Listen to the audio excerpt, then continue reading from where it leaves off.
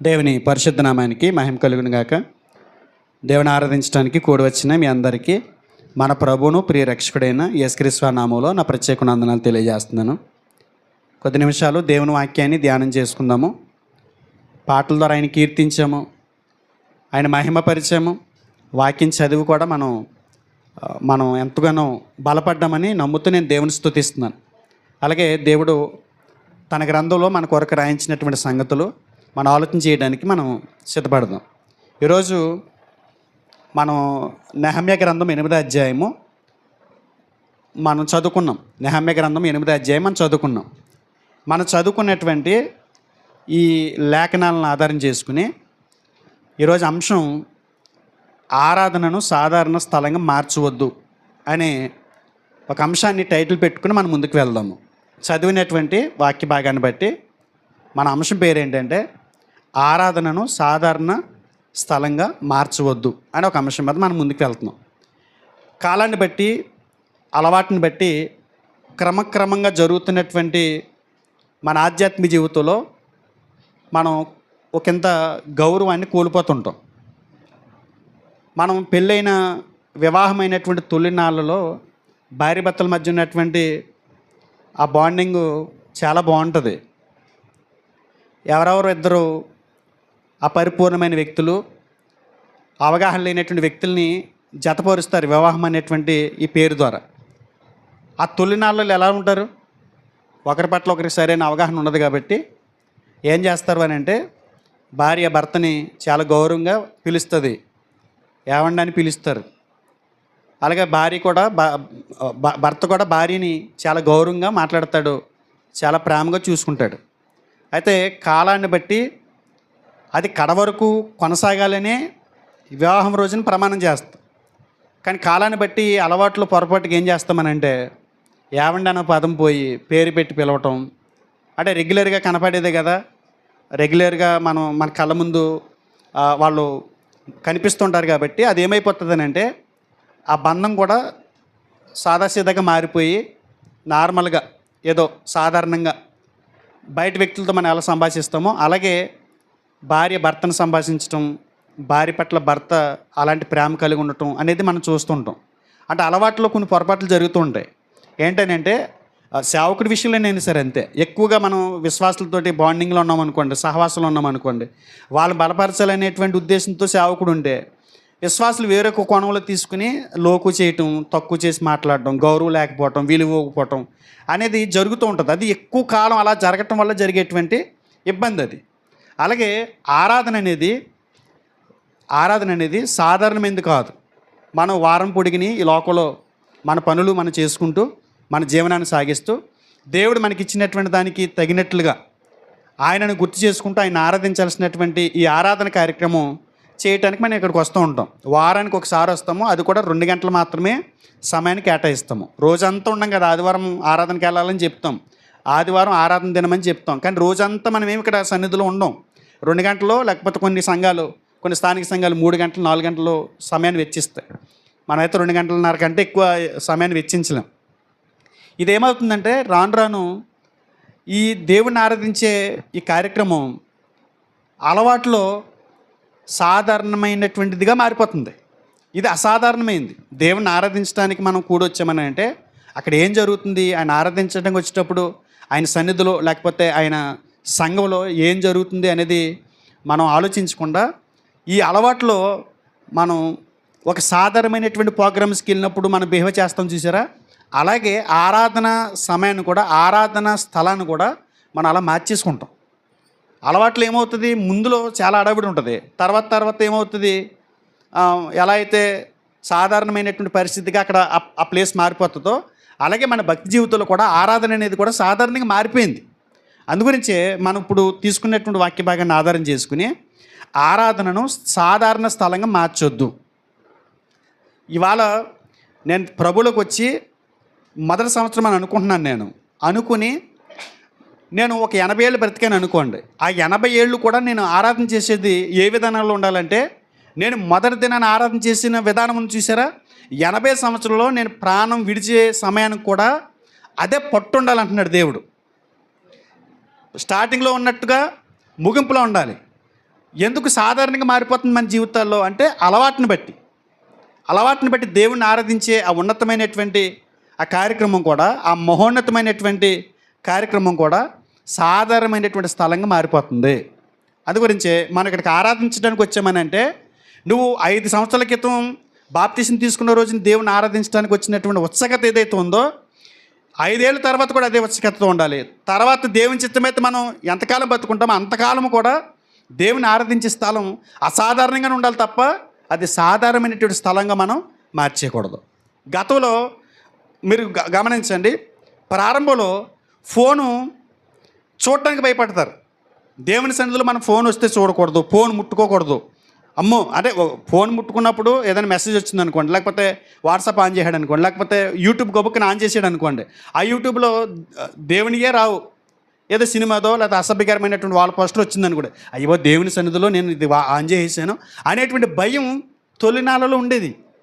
కానీ ఇప్పుడు రాను రాను ఏమైపోయింది, దాంతో గడిపే పరిస్థితి వచ్చేసింది. అంటే ఏమనుకుంటున్నాడంటే మనిషి ఆరాధించే స్థలాన్ని ఒక పరధ్యానంలోకి వెళ్ళిపోయి లోకం చేత ఆ పరిస్థితుల చేత ఆవహించబడి లోకములు బ్రతుకుతున్నప్పుడు ఏ పరిస్థితులు అయితే అతను అనిపిస్తున్నాడో దేవుని సన్నిధిని కూడా, దేవుని ఆరాధించే స్థలాన్ని కూడా అలా మార్చేసుకుంటారు అని దేవుడు స్పష్టంగా మాట్లాడుతున్నాడు. అర్థమవుతుంది నేను చెప్పింది? ఆరాధన స్థలం ఎలా మారిపోకూడదు? సాధారణ స్థలంగా మారకూడదు. నువ్వెంతకాలం నువ్వు దేవుని ఆరాధించినా కూడా ఆరాధించడానికి వచ్చినప్పుడు ఆ పరిస్థితులు వేరుగా ఉండాలి. ఆరాధించడానికి వచ్చినప్పుడు ఆ భయాన్ని నువ్వు కనపరచాలి. ఆరాధించడానికి వచ్చినప్పుడు నేను ఆరాధించడానికి వచ్చాను అనేటువంటి విజ్ఞత నువ్వు కలిగి ఉండాలి తప్ప ఇది సాధారణమైనటువంటి స్థలముగా ఏదో నువ్వు వెళ్ళే వ్యాపారం దగ్గర, నువ్వు వెళ్ళే ఉద్యోగం దగ్గర, నువ్వు వెళ్ళే పని దగ్గర నువ్వు ఎలాంటి ఆశలు వేస్తున్నావో అలాంటి ఆశల సంఘంలో కూడా ఆరాధన దినాన మనం వేయకూడదు అని దేవుని వాక్యం మనల్ని హెచ్చరిస్తుంది. మనసును పెట్టిన మాటలు ఆలోచన కలిగి ఉండటానికి ప్రయత్నం చేయండి. ఈరోజు మనం ఆలోచించబోయేటువంటి అంశం ఏంటంటే ఆరాధనను సాధారణ స్థలంగా మార్చొద్దు అనేటువంటి విషయాన్ని మనం ఆలోచించేద్దాం. కొన్ని విషయాలు పరిచయంగా మనం మాట్లాడుకుందాము. దేవుడు నిజమైనటువంటి ఆరాధన మాత్రమే కోరుకుంటాడండి. నువ్వేదో అనుకుని నువ్వు పరిధులు పెట్టుకుని నువ్వు చేసేది ఆరాధన అనుకుంటే పొరపాటు. నువ్వు నీ పరిధిలో నుంచి దేవుడు పెట్టినటువంటి పరిధిలోకి వచ్చి ఆయన్ని పూజిస్తే, ఆయన పరిధిలోకి వచ్చి నువ్వు పాట పాడితే, ఆయన పరిధిలోకి వచ్చి నువ్వు వాక్యం చదివితే, ఆయన పరిధిలోకి వచ్చి నువ్వు వాక్యం వింటే అది ఆరాధన అవుతుంది తప్ప నువ్వు అనుకున్న పరిధులు పెట్టుకుని నువ్వు గిరి గీసుకుని ఆ గిరిలో నువ్వు ఉండి నేను దేవుడిని ఆరాధిస్తున్నానంటే అది దేవుడు అంగీకరించే ఆరాధన కాదు. అందుకే దేవుడు నిజమైనటువంటి ఆరాధన కోరుతున్నాడు. యేసుప్రభువు వారు ఈ భూమి మీదకి వచ్చినప్పుడు సమరయ స్త్రీతో మాట్లాడినటువంటి ఒక మాట ఆలోచన కలిగిస్తుందండి. అంటే యేసుక్రీస్తు వారు వచ్చేంత వరకు దేవుని ఆరాధించలేదా అంటే ఆరాధిస్తున్నాం మనం అనుకుంటున్నారు. కానీ యేసుప్రభువు వారు వచ్చి ఏం మాట్లాడారో తెలుసా? దేవుడు మీ నుంచి కోరుకునేది ఆరాధనే, కానీ ఆరాధన ఎలాంటిదంటే యథార్థమైందై ఉండాలి అని కోరుకున్నారు ఆయన. ఒకసారి చూడండి, యోహాను సువార్త 4వ అధ్యాయము 23-24 వచనాలు చూడండి. 23-24. అయితే యథార్థముగా ఆరాధించేవారు ఆత్మతోనూ సత్యముతోనూ తండ్రిని ఆరాధించే కాలము వచ్చుచున్నది. 2000 సంవత్సరాల క్రితము యేసుప్రభువు వారు సమరయ స్త్రీతో సంభాషణలో మాట్లాడినటువంటి మాట. ఈ మాట మాట్లాడి ఎన్నాళ్ళయింది? 2000 సంవత్సరాలు.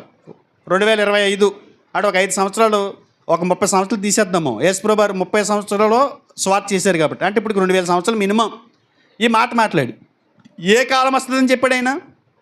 ఆత్మతో సత్యముతో తండ్రిని ఆరాధించే కాలము వచ్చుచున్నది, ఇప్పుడు వచ్చి ఉన్నది అన్నట్టుగా మాట్లాడుతున్నాడు ఆయన. ఇప్పుడు వచ్చి ఉన్నది అనుకోవాలి మనం. అది ఇప్పుడును వచ్చే ఉన్నది అంటే యేసుప్రభువు వారు దాన్ని బహిర్గతం చేస్తున్నారు కాబట్టి ఆ కాలంలోనే అపొస్తలులు ఉన్నప్పుడే తండ్రిని ఆత్మతో సత్యముతో యథార్థంగా ఆరాధించేటువంటి ప్రజలతో నింపబడి ఉంది, వచ్చేసిందే సమయం అన్నట్టుగా యేసుప్రభువు వారు మాట్లాడుతున్నారు. తను ఆరాధించే వారు అట్టువారే కావాలని తండ్రి కోరుచున్నాడు. దేవుడు ఆత్మ కనుక ఆయన ఆరాధించేవారు ఆత్మతోనూ సత్యముతోనూ ఆరాధింపవలను. దేవుడు ఏ ఆరాధన కోరుకుంటున్నాడు మన నుండి? నిజమైన ఆరాధన, యథార్థవంతమైనటువంటి ఆరాధన. అలాంటి ఆరాధన ఆయనకి అంగీకారం అంట. మరి అప్పటికి ఆరాధించట్లేదా? చెప్పింది కదా పైన సమరయ స్త్రీ ఏమని? 22వ వచనంలో 20వ వచనం చూద్దాము. మా పితరులు ఈ పర్వతమందు ఆరాధించిరి, మా పితరులు ఈ పర్వతమందు ఆరాధించిరి. అయితే మీరు యేసుప్రభు వారు అప్పటికి యూదుడిగా ఉన్నారు కదా. సమరయ స్త్రీ ఏమో యోధా జాతికి డిఫరెంట్ జాతి. సమరయులు ఆమె. సమరయులు కూడా దేవుని ఆరాధించారు. యూదులు ఏ దేవుడైతే మా దేవుడని చెప్పుకుంటున్నారో ఆ దేవుడిని సమరయులు కూడా ఆరాధించడం మొదలుపెట్టారు. సమరయులు అంటే ఎవరనుకుంటున్నారు? మన భాషలో మాట్లాడాలని. అంటే ఈ పదం నేను వాడకూడదు కానీ వాడాల్సి వస్తుంది. సంకర జాతి అంటారు చూసారా? తండ్రి ఒకరు తల్లి ఒకరు, ఇద్దరు వేరు జాతులకు సంబంధించి వివాహం చేస్తే పుట్టినటువంటి పిల్లలు ఉంటారు చూసారా? అంటే మనకి జాతులు లేవు, ఏం లేవు.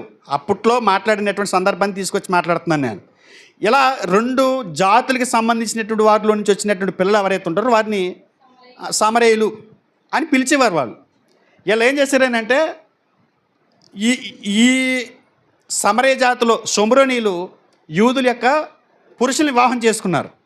ఈ స్త్రీలు అక్కడికి వెళ్ళి వివాహం చేసుకున్న తర్వాత వాళ్ళ ద్వారా పిల్లల్ని కన్నారు. అయితే వీళ్ళు జాతి వేరు.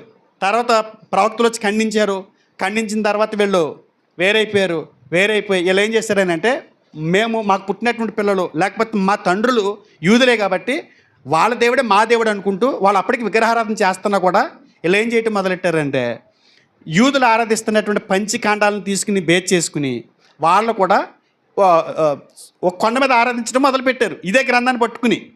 అందుగురించి ఈమంటుంది మేము ఎక్కడ ఆరాధిస్తాం, మేము చోట ఆరాధిస్తాము, మీరు యెరూషలేములో ఆరాధించాలని కోరతారంటుంది. యూదుడిగా యేసుప్రభు అక్కడ కనపడుతున్నాడు ఆవిడికి. మీరేమో యెరూషలేములో ఆరాధించాలని కోరుకుంటారు, మేమేమో గెరిజీం కొండ మీద ఆరాధిస్తున్నాము, మీ గ్రంథాన్ని చేత పట్టుకుని మేము ఆరాధిస్తున్నాము అని చెప్తుంది. యేసుప్రభు అంటున్నాడు మేము ఆరాధించినా మీరు ఆరాధించినా మన ఆరాధనలో వాస్తవం లేదు, మన ఆరాధనలో సత్యం లేదు, మన ఆరాధనలో పరిశుద్ధాత్మ లేదు. అందుగురించే ఆయన ఆరాధించే వాళ్ళు మనలాంటి వాళ్ళు కాదు. ఆయన ఆరాధించే వాళ్ళు యథార్థంగా ఆరాధించే వాళ్ళే ఉండాలి.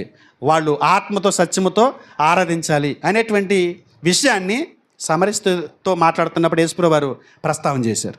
అంటే దేవుడు ఏ ఆరాధన కోరుకుంటున్నాడు? దేవుడు ఏ ఆరాధన కోరుకుంటున్నాడు? యథార్థమైనటువంటి నిజమైన ఆరాధన కోరుకుంటున్నాడు. అంటే అప్పటికి వాళ్ళు ఆరాధన చేశారు కానీ అది ఏ లెక్కలోకి వెళ్ళలేదు, ఆరాధన లెక్కలోకి వెళ్ళలేదు. మనం కూడా చేస్తున్నాము, గొంతులేస్తున్నాము, గట్టిగా స్వరం ఎత్తి పాడుతున్నాము, 2 చేతులు పైకి ఎత్తుతున్నాము, కొన్ని చోట్ల అయితే గొంతులేస్తున్నారు, చాలా బిగ్గరగా అరుస్తున్నారు, చాలా చేస్తున్నారు. కానీ అది దేవునికి అంగీకారమైనటువంటి ఆరాధనేనా అనేది గుర్తుపెట్టుకోవాలి. కానీ దేవుడు ఎలాంటి ఆరాధన కోరుతున్నాడు? యథార్థమైనటువంటి ఆరాధన కోరుతున్నాడు. కానీ ఆరాధనను సాధారణమైనటువంటి స్థలంగా మార్చేసినటువంటి పరిస్థితులు మన దినాల్లో కూడా మనం పుష్కలంగా చూస్తున్నాం. తక్కువ అంటే చాలా చోట్ల ఆ పరిస్థితిని మనం ఎదుర్కొంటున్నాము. అయితే ఆయన ఆజ్ఞాపించినటువంటి ఆరాధన ద్వారా మనం ఏమైతే ఆయనకి అర్పించాలనుకుంటున్నామో అది అర్పిస్తే అది అంగీకారం అవుతుంది. మన ఆయనకు హృదయపూర్వకంగా మన విశ్వాసం నుండి ఆరాధనను అర్పించాలి అనేది యేసుప్రభు వారు మాట్లాడినటువంటి భావం. ఆయనకి ఆరాధన చేసేటప్పుడు ఎలా ఉండాలి? యథార్థంగా ఉండాలి. ఆయన మనకి ఏదైతే ఆజ్ఞాపించారో దాన్ని బేస్ చేసుకుని మన ఆరాధన ఉండాలి. ఆరాధన చేసేటప్పుడు ఎలా ఉండాలి? విశ్వాసాన్ని బేస్ చేసుకుని మన ఆయనకి ఆరాధనను అర్పించాలి. అయితే ఇక్కడ విషయం ఏంటంటే సాతాను 2 విధాలుగా ఆరాధన వక్రీకరిస్తున్నాడు. దైవ ఆరాధన ఒకటి ఉంది కదా, దేవుడు కోరుకున్న ఆరాధన ఒకటి ఉంది కదా, ఆ ఆరాధనను కనుమరుగు చేయటానికి, ఆ ఆరాధన మన కళ్ళు కప్పి దేవుడు కోరుకున్నటువంటి ఆరాధన మనకి ఆలోచన పుట్టించకుండా ఉండటానికి, దాన్ని కనుమరుగు చేయడానికి సాతాను కూడా 2 రకాలైనటువంటి వక్రీకరణలు తీసుకొచ్చాడు. అలా వక్రీకరించబడినటువంటి చేసినటువంటి ఆరాధన కాదు. కానీ ప్రజలు అనుకుంటున్నారు దేవుడు మా ఆరాధన అంగీకరిస్తున్నాడని. కానీ సాతాను వాడు టార్గెట్ రీచ్ అయిపోయాడని సాతానికి తెలుసు. ఆ విషయం దేవుడికి కూడా తెలుసు. ఆరాధన చేస్తున్నాం అనుకునే భ్రమలో ఉండి వీళ్ళు ఆరాధన కూడా సాధారణమైన స్థలంగా మార్చేసి ఆరాధన చేస్తామని అనుకుంటున్నారని చెప్పి దేవుడు బాధపడుతున్నాడు. సాతాను మాత్రం ఎగిరి గంతేస్తున్నాడు. 2 రకాలుగా వక్రీకరిస్తాడు. ఒకటి ఏంటంటే ప్రజలు ఆరాధించే విధానాన్ని చెడగొట్టడం ద్వారా వాడు సక్సెస్ అవుతున్నాడు. ప్రజలు ఆరాధించే విధానం అని చూసారా? ప్రజలు ఆరాధించేటువంటి ఆ విధానాన్ని అపవాది చెడగొట్టేస్తున్నాడు. చెడగొట్టేయటమంటే తెలీదు, దేవుడికి జరుగుతున్నట్టుగానే ఉంటుంది, మన ఆరాధన దేవుడికి వెళ్తున్నట్టుగానే ఉంటుంది. కానీ చిన్న మార్పు చేస్తాడు. ఇప్పుడు ఏదైనా బట్టల షాపులో ఆఫర్ పెట్టాడు అనుకోండి, అక్కడికి వెళ్ళిన తర్వాత తిరిగి వస్తా ఎన్ని తిట్టుకుంటున్నాం. ఆ జియో మార్ట్ ఓపెన్ అయిన రోజున ఓపెనింగ్కి వెళ్ళిపోయి మా పిల్లల్ని తీసుకుని వెళ్ళిపోయి నేను లైట్లు అని పని చేస్తే తక్కువ పెట్టి ఆఫర్ పెడతారు కదా అని వెళ్ళేదవాడికి ఎల్ఈడి బైబుల్ క్రాంప్టన్ 35 రూపాయలు ఇట్టాడండి. 200 వాట్స్ 35 రూపాయలు అంటే ఇది బాగా తక్కువ పెట్టేయడని చెప్పి 4 తీసుకుని పట్టుకొచ్చేటప్పుడు 1200 వేసాడు. 1200 వేసాడంటే 4:35 1200 కాదు కదా అని అంటే సరిగ్గా చూడండి అని చెప్పి మాట్లాడు. అలా కుదరదని ఒక చూపించాలి, అక్కడ ఉంది బోర్డు అని చెప్పాను. అక్కడ తీసుకెళ్ళి అన్నీ చూపిస్తే ఆ చిన్న మెలికి నాకు అర్థం అవ్వలేదు. అదే డబ్బులతో వ్యవహారం కాబట్టి వాడు నాకు ఇవ్వలేదు. నేను 140 రూపాయలు ఇచ్చినాడు, నాకు ఇవ్వలేదు. నా డబ్బులు నా దగ్గర ఉన్నాయి, వాడు సాల్తాడి దగ్గర ఉంది. ఆరాధన చేసేస్తున్నాం కదా మరి ఇప్పుడు మనం. అలాగా వెళ్ళిపోయింది ఆరాధనకి. మన వారం చేసేసాం, అంతకుముందు వారం చేసేసాం. మన 10 ఏళ్ళ క్రితం బాప్తీసింది, 20 ఏళ్ళ క్రితం బాప్తీసింది. ఈ ఆరాధనలు ఆయనకి వెళ్ళిపోయినాయి అనుకుంటున్నాం మనం. వెళ్ళదు, చిన్న మెలికెట్టేసి వక్రీకరించేస్తున్నాడు సాతాను. కానీ మనం అనుకుంటున్నాం ఏమని, ఆరాధన బహుగా చేసేచ్చు. ఎక్కడికి వెళ్ళావు, కనపడలేదు, ఆరాధన చేయడానికి వెళ్ళాం. ఈయన ఆరాధన చేస్తున్నాడని ఫీలింగ్ ఈయన ఉన్నాడు. సాతాను అనుకుంటున్నాడు, పిచ్చోడు నమ్మేయాడని సాతాను అనుకుంటున్నాడు. అసలు నాకు చేసిన ఆరాధన ఏంటని దేవుడు దుఃఖపడుతున్నాడు. అర్థమవుతుందా? సాతాను ఏం చేస్తాడు, మన ఆరాధన విధానాన్ని చెడగొట్టేసి మార్చేసి మీరు ఆరాధన చేస్తున్నారనే భ్రమలోనికి తీసుకెళ్ళిపోతారు. చూపిస్తాను. పాత నిబంధనలో ఆరాధన చేస్తున్నామనేటువంటి భ్రమలోకి వెళ్ళిపోయి వాళ్ళు ఆరాధన చేయట్లేదు అనేటువంటి విషయాన్ని దేవుడు ఫోకస్ చేసి మాట్లాడి ఒక చోట. అక్కడికి వెళ్దాం ఒకసారి. మలాకీ గ్రంథము మొదటి అధ్యాయం. మలాకీ గ్రంథము మొదటి అధ్యాయము 6 నుంచి చదువుదాం. 6 నుంచి 11 వరకు రాసుకోండి. నేను చదువుతున్నాను, జాగ్రత్తగా చూడండి. మలాకీ గ్రంథం మత్తయి సువార్తకు ముందు ఉంటుంది, పాత నిబంధనలో ఆఖరి పుస్తకం. మలాకీ గ్రంథం మొదటి అధ్యాయము 6వ వచనం కానీ చదువుతున్నాను. కుమారుడు తన తండ్రిని గణపరుచును కదా, దాసుడు తన యజమానుని గణపరుచును కదా. నా నామమును నిర్లక్ష్యపెట్టి యాజకులారా, నేను తండ్రిని అయితే నాకు రావలసిన ఘనత ఏమాయను? మనం ఎవరం? ఇక్కడ ఎవరితో మాట్లాడుతున్నాడు? పాత నిబంధనలో యాజకులతో మాట్లాడుతున్నాడు కదా. మనం కొత్త నిబంధనలో ఎవరం? అలా ఉంది మన భక్తి జీవితం. వాక్యం పట్ల అంత పూర్తి అవగాహన ఉంది. ఆదివారం మనం శుక్రవారం వచ్చి కనపడి వెళ్ళిపోతే ఏం తెలుస్తుంది? వాక్యం మీద ఆసక్తి తగ్గిపోయింది. వాక్యం నేర్చుకోవాలి, వాక్యమే మన పరలోకానికి నడిపించేది. ఆ చట్ట ప్రకారం బ్రతికితేనే మన పరలోకంలో చోటు సంపాదించుకుంటామన్న విద్యుత్ మర్చిపోయారు.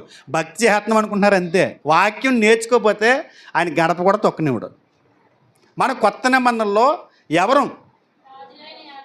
యాజకులు మనం. పేతురు రాసిన మొదటి పత్రిక 2:9 అంటాడు, మీరు చీకట్లో నుండి ఆశ్చర్యకరమైన తనకి వెలుగులోనికి పిలిచిన వాని గుణాతిశయాలు ప్రచురం చేయు నిమిత్తము రాజులైన యాజకులు అంటున్నాడు. ఎవరంట మనం? రాజులైన యాజకులు. మనం ఎవరం? యాజకులమేనా? మలాకీ 1:6 ఎవరితో మాట్లాడుతున్నాడు? యాజకుడితో మాట్లాడుతున్నాడు. అక్కడ యాజకుడు వాళ్ళకి లేవి గోత్రం నుంచి వచ్చినటువంటి యాజకుడితో మాట్లాడుతున్నాడు. అక్కడ నువ్వు ఎవరిని అన్వయించుకోవాలి? మనల్ని అన్వయించుకోవాలి. మనం కూడా ఇక్కడికి ఎందుకు వచ్చాం? యాజకుడు ఏదైతే చేస్తాడో అది చేయడానికి వచ్చాము. చదువుతున్నాను చూడండి. నా నామమును నిర్లక్ష్యపెట్టి యాజకులారా, నేను తండ్రినైతే నాకు రావలసిన ఘనత ఏమాయను? నేను యజమానుడనైతే నాకు భయపడేవాడు ఎక్కడున్నాడు అని సైన్యములకు అధిపతి యెహోవా మిమ్మల్ని అడుగుగా, ఏమి చేసి నీ నామమును నిర్లక్ష్యపెట్టుతామని మీరందరూ ఏంటి హల్లెలూయా యేసయ్యా లేకపోతే యెహోవా యెహోవా యెహోవా పరిశుద్ధుడు అంటున్నాం కదా. నీ నామాన్ని ఎక్కడ మేము కించపరిచాము అని అడుగుతున్నారు. ఆయన అంటాడు, లేదు కించపరిచారు అంటున్నాడు. 7వ వచనం, నా బలిపీఠం మీద అపవిత్రమైన భోజనమును మీరు అర్పించుచు ఏమి చేసి నిన్ను అపవిత్రపరిచితమని మీరందరూ యెహోవా భోజన బలను నీచపరిచినందు చేతనే కదా. గుడ్డి దానిని తీసుకుని బలిగా అర్పించినడలా అది దోషము కాదా? ఏమర్పించారటల్లో? నీకేం కావాలి? బలేనా? దేవుడిని అడుగుతున్నారు, నీకు బలేనా? పట్టుకొచ్చి ఇచ్చేస్తాం అంత బలి. ఆ బలి అడిగాడు దేవుడు. బలి అడిగాడు పాత నిబంధనలో. బలి అడిగాడు కదా. బలి పట్టుకొచ్చి గొడ్డు గొర్రో లేకపోతే కుంటు గొర్రో నడ్డు గొర్రె ఏదో పట్టుకొచ్చి ఇచ్చారా? నీకు దండం పెడతానా? వేరే బాబు నాకు ఆరాధన చేసేటప్పుడు బలి ఇచ్చారు ఏదో అని బతిమాలాడా? ఏమడిగాడు? మచ్చ కానీ, కలంకం కానీ, డాగు కానీ, ముడత కానీ, వంకర్లు కానీ, ఏది దాని మీద ఏదైనా ఒక స్కిన్ ఎలర్జీ లాంటిది కానీ ఏది ఉన్నా సరే దాన్ని వద్దన్నాడు ఆయన. అలాంటిది అర్పిస్తే మాత్రం నా ఉగ్రతకి గురవుతారని చెప్పాడు ఆయన. కానీ వీళ్ళు బలి ఇవ్వటం ముఖ్యం అనుకున్నారు, అర్పణలు ఇవ్వటం ముఖ్యం అనుకున్నారు. చేసేస్తున్నారు అంతే. కుంటిది గుడ్డిది పట్టుకొచ్చి ఇచ్చేస్తున్నారంట. మరి కొత్త నిబంధనల బలులు ఏంటి? సజీవ యాగంగా మీ దేహమును సమర్పించుకొని అన్నాడు. సజీవ యాగముగా, బలిగా ఎవరిని అర్పించుకోవాలి? మరి మన కుంటోళ్ళమా? మామూలుగా కుంటితనం అంటే ఏంటి అంటే ఇక్కడి నుంచి వైఎస్ఆర్ మన అనసూయ ఇంటికి వెళ్తానికి 10 నిమిషాలు పడుతుందండి మనకైతే. ఏది మెల్లగా నడుచుకుంటూ వెళ్దాం, బాగా నీరసంగా నడుచుకుంటూ వెళ్దాం. అది అవుట్ నడుచుకుంటే వెళ్తానికి ఎంత టైం పడుతుంది? అరగంట పడుతుంది కదా. మంచిగా ఉన్నవాడికి 10 నిమిషాలు పడితే అవుట్గా ఉన్నవాడికి అరగంట పడుతుంది అనుకుందాం. నువ్వు ఆరాధనకి 10 గంటల కంటే ఎన్ని గంటలకు వస్తున్నావు? మరి నువ్వు అవుటోడు కాదా అంటున్నాను నేను. ఎందుకు లేట్ అయింది నీకు? అంటే నువ్వు కంటితో కనబడి అవుట్తాను నువ్వు చూస్తున్నావేమో, దేవుడు మన ఆత్మీయ అవుట్తానని చూస్తున్నారు. ఇలా అర్పించేసి పాట పాడండి అంటే నోరు మూసి కూర్చుంటున్నారు. అంటే నువ్వు మోగోడివి, వాక్యం వింటలేదు, నువ్వు చెవిటోడివి. ఇలాంటి లోపాలు పెట్టుకుని మీ అర్పణలు నాకెందుగా? నువ్వు దేనికి వచ్చావు? ఎలాంటి అర్పణ ఇస్తున్నావు? ఆ రోజు వాళ్ళు చేశారు భౌతికంగా, లిటరల్గా. ఆత్మీయంగా మనం చేస్తున్నాం అంటున్నాడు. కానీ మనం ఏమనుకుంటున్నాం? ఆరాధన దేవుడికి వెళ్ళిపోతుంది అనుకుంటున్నాం. సాతాను మనల్ని ట్రాక్ తప్పించాడు. ఇవ్వటం చాలు అనుకున్నాం, ఇచ్చేది ఎంత పవిత్రంగా ఇవ్వాలన్నది మర్చిపోయాం.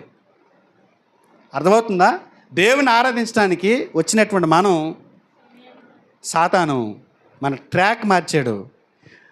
దేవుడు అనుకున్నట్టు కాకుండా మనం అనుకున్నది సాతాను అనుకున్నదిగా మార్చుకుని దేవుని అవమానపరచడానికి ఆరాధన క్రమాన్ని ఏం చేశాడు? మార్చేసాడు. ఏం చేశారంటే వాళ్ళు, మీరు చదవండి, గుండె పగిలిపోతుంది ఈ మాటలు చదువుతుంటే. మీకు భయం వేస్తుందా? నిజంగా దేవుడు అంటే భయం ఉంటే మీకు భయం వేస్తుంది నువ్వు మాటలు చదువుతుంటే. మాట్లాడేది ఎవరు? ప్రవక్తలు మాట్లాడుతున్నారా? యాజకులు మాట్లాడుతున్నారా? లేకపోతే దేవదూతలు మాట్లాడుతున్నారు? ఎవరు మాట్లాడుతున్నారు ఇక్కడ? స్పష్టంగా సైన్యములకు అధిపతిగా యెహోవా, సృష్టికర్త అయిన దేవుడు మాట్లాడుతున్నాడు. ఆత్మలకు తండ్రి అయిన వాడు మాట్లాడుతున్నాడు. మన జీవ ప్రదాత మాట్లాడుతున్నాడు. మనకి జీవాన్ని ఇచ్చేవాడు మాట్లాడుతున్నాడు. ఆపేహాడు అనుకోండి, పోతాం అంతే అని బాధ కలిగి ఆపేడు అనుకోండి, ఒక 3 సంవత్సరాలు వర్షం ఆపేస్తే ఎలా ఉంటుంది చెప్పాలి. భూమి ఎండిపోయిన నెరలు తీయటం కదా, మన ఈపు మీద నెరలు తీసేస్తాయి.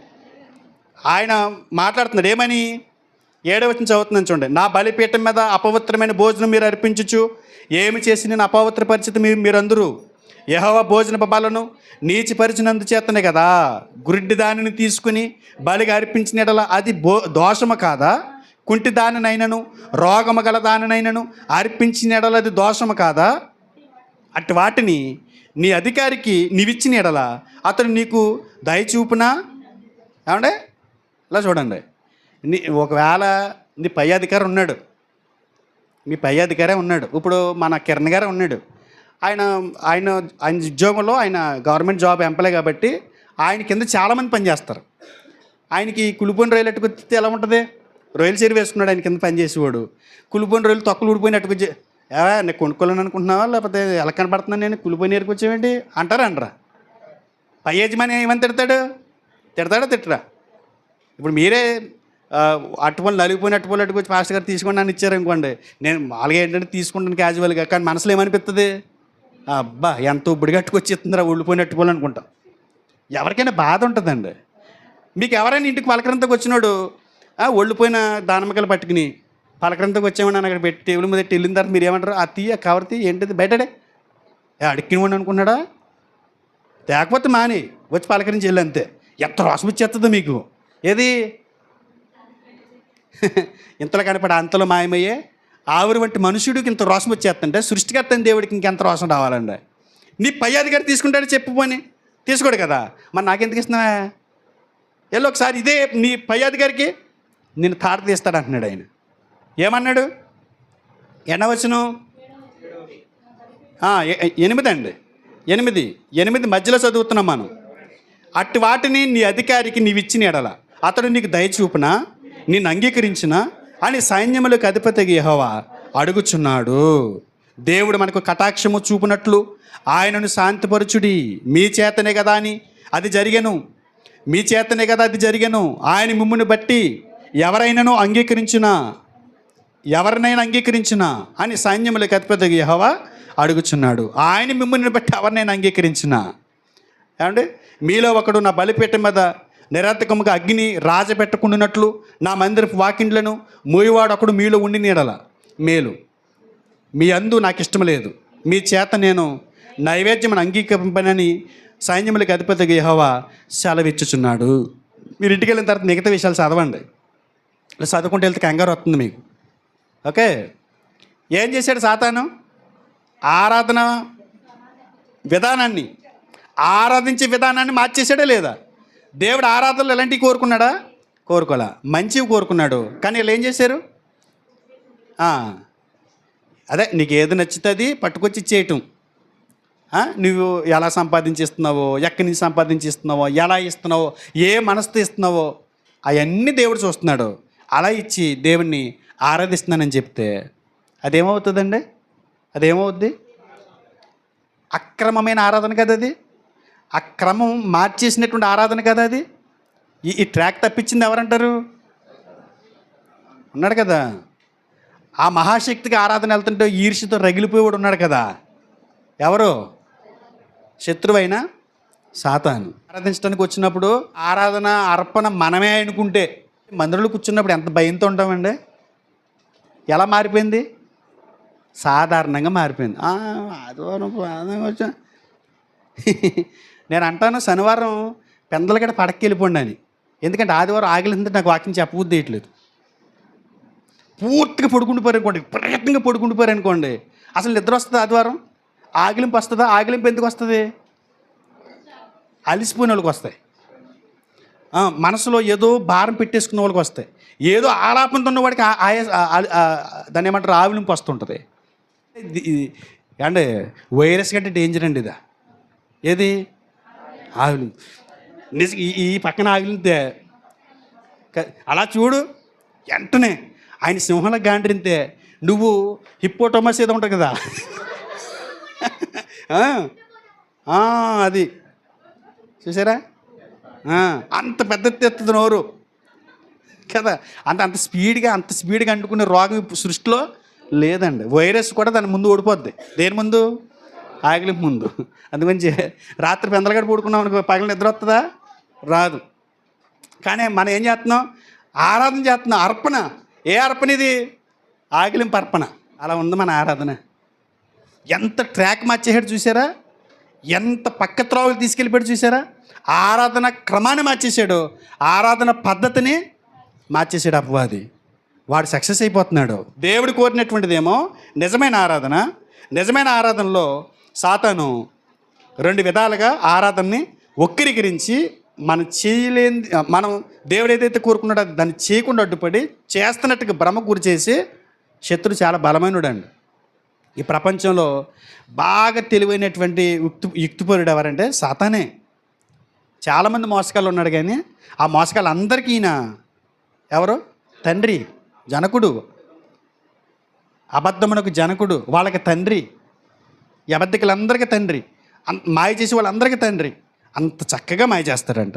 ఏం చేశారు వీళ్ళు? ఆరాధన క్రమాన్ని, పద్ధతిని, విధానాన్ని మార్చేశారా?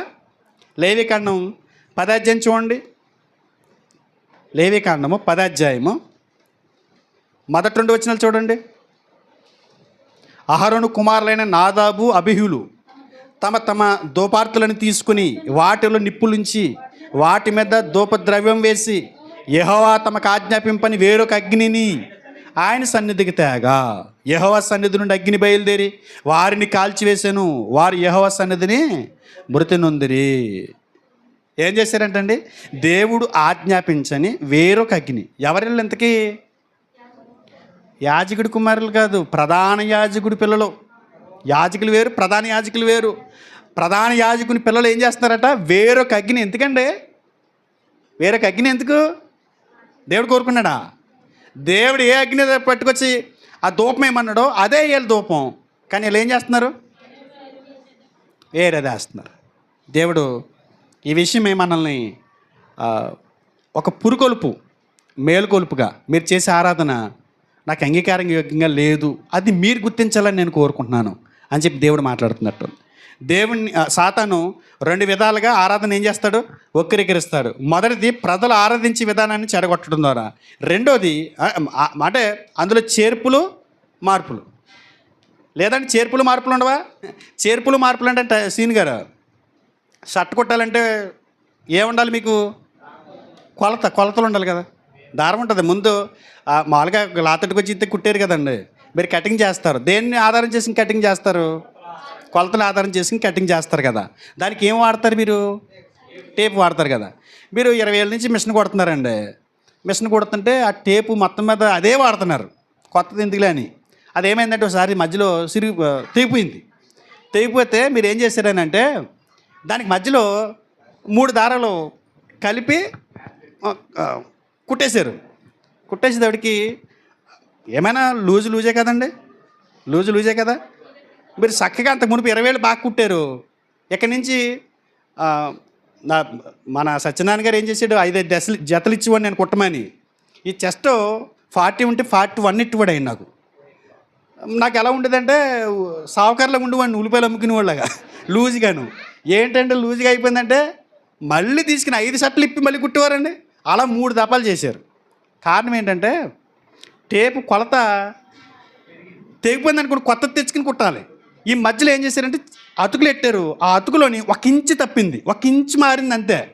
ఇంచు మారేటప్పటికి షర్ట్ కొలతలు ఏమైనాయి? మరి అలాంటివి ఎన్ని మార్చేశారండి ఆరాధనలోనే. దేవుడు కోరుకున్న ఆరాధన ఏంటి? ఈ ఆరాధన ఎన్ని అతుకులండి. దేవుడు ఆయన ఆరాధించడానికి ఒక నమూనా ఇచ్చాడు. ఆ నమూనాను ఏం చేశారు వీళ్ళు? సర్లే అందంగా ఉంటుంది. పాటలు పాడేటప్పుడు నోటుతో పాడండి, నోటితో పాడితే సంగీతం అని చెప్పాడు దేవుడు. నోటితో పాడటమే సంగీతం అన్నాడు ఆయన. నోటితో పాడితే బాగుంటలేదు, దానికి ఏం యాడ్ చేయాలి? సప్పట్లు యాడ్ చేద్దాం. సప్పట్లలో ఏమైందో తెలుసా? డీజే సౌండ్ దాకా వచ్చింది. భలే ఉంటుంది అక్కడ ఆరాధన. మా చర్చిలో ఏముండదు, ఏదో గొడ్డుమోతోళ్ళగా ఉంటాడు ఆయన. మమ్మల్ని గొడ్డుమోతోళ్ళగా ఉంచుతున్నాడు, కనీసం ఉద్యమం ఉండదు. దేవుడు అంటాడు అది ఉద్యమా రికార్డింగ్ డ్యాన్సరా అంటాడు. చిన్న దగ్గర కలిపారు, కొన్ని తీసేశారు, కొన్ని కలిపారు, కొన్ని తీసేశారు. ఆరాధన విధానాన్ని మార్చేశారు. దేవుడు ఎక్కడైనా ఒక రెఫరెన్స్ చూపించండి ఇలా చేసేది ఏదైనా అందులో ఉందేమో బైబిల్లో. అంటే నువ్వు అనుకున్నట్టుగా నువ్వు టేపు పెట్టుకుని నీ ఆరాధన నీ టేపుతో కొలిసి అది ఆరాధన అంటే మాత్రం పొరపాటు. ఆరాధన అంటే ఏంటో తెలుసా? ఆయన టేపుతో కొలాలి, ఆయన కొలబద్దతో కొలిస్తే అది ఆరాధన అవుతుంది. అలా చేయాలి దేవునికి ఆరాధన. అసలు స్వరం ఇప్పుతుంటేనే భయం వేస్తుంది కొంతమంది. అసలు దానికి షైనింగ్ లేదు, దానికి అసలు షైనింగ్ లేదు నాలుగుకి. అది అలసటగాను అక్కడ లోకల్లో ఎలాంటి మాటలు మాట్లాడే చేయవచ్చు. అదే మళ్ళీ డైరెక్ట్గా ఇక్కడికి వచ్చి కూర్చుని ఆ నాలుగుతో పాటలు పడితే ఏం తిరిగిద్దండి నాలుగే. అప్పుడప్పుడైనా మధ్యనైనా దేవుడి పాటలు ఎట్టుకుని వింటూ ఉంటే బాగుంటుంది. రాజకీయాలు నీకు ఎందుకు, నీ మొహానికే. నీకు ఆడికి వెళ్తే ఎందుకు, ఆడు ఓడిపోతే నీకెందుకు? ఎట్టుకుని లాస్ అవుతాడు. ఒక్కనాడు ఒక్క పాట ఉండో. ఇక్కడికి వచ్చి ఆరాధన చేసేటప్పుడు ఆరాధన చేయమంటే అంబా అంబా అంబా. అది స్వరం ఎలా ఉంటుందంటే దేవునికి అలాగే ఉంటుంది. అలా మార్చేసాడు. కలుపులు తీసివేతలు. సాతాను భలే ట్రాక్ తప్పించాడు. అమాయకుల్ని మత్స్యాకులని భలే ట్రాక్ తప్పించారు. ఆ సత్యాన్ని ఎప్పుడు తెలుసుకుంటారో అర్థం అవట్లేదు. మన స్థానిక సంఘం కూడా ఈ విషయమే కొద్ది జాగ్రత్త వహించాలి. దేవుని ఆరాధించే విషయంలో సాతాను వక్రీకరిస్తున్నాడు. దేవుడు నిజమైన ఆరాధన కోరుకుంటే సాతాను ఆరాధన విధానాన్ని ఏం చేశాడు? కలిపి తీసేసి ఆడికి ఇష్టం లేని తీసేసి, దేవుడు ఇష్టమైనవి సాతానికి ఇష్టం లేనివి, వీడికి ఇష్టం లేనివి తీసేసి దేవుడికి ఇష్టం లేనివి వీడికి ఇష్టమైనవి అవి కలిపి ఇదే ఆరాధన అన్నాడు. అంతే, ఇదే ఆరాధన. నేను ఒక ఆయన ఉన్నాడు, జైపల్ గారు వాళ్ళ అబ్బాయి, రాజప్రకాష్ పాల్ అనుకుంటా. మీకు ఆ సినిమాలో పాట వచ్చా, లేకపోతే ఎక్కడ పంజాబీ పాట వచ్చేదా? నల్ల చేస్తావు నువ్వు. అసలు నీకు ఎంత ధైర్యం ఉండాలి నీకు సన్నిధిలో దేవుని ఆరాధించడానికి. బల్లె డ్యాన్స్ చేయంతవా? మామూలుగా ఉంటుందండి, అది క్లబ్బులాగా ఉంటుందండి. కానీ ఏమంటున్నారు? మీకు ఆరాధన చేయటం రాదంటున్నాడు. మేము అలా ఆరాధిద్దామని మీకు ఈర్ష్య అంటున్నాడు. ఎక్కడ చెప్పాడు మీకు? లోకానికి సంఘం సరిహద్దుగా ఉండాలా? సంఘానికి లోకం సరిహద్దుగా ఉండాలా? లోకానికి సంఘం సరిహద్దుగా ఉండాలి.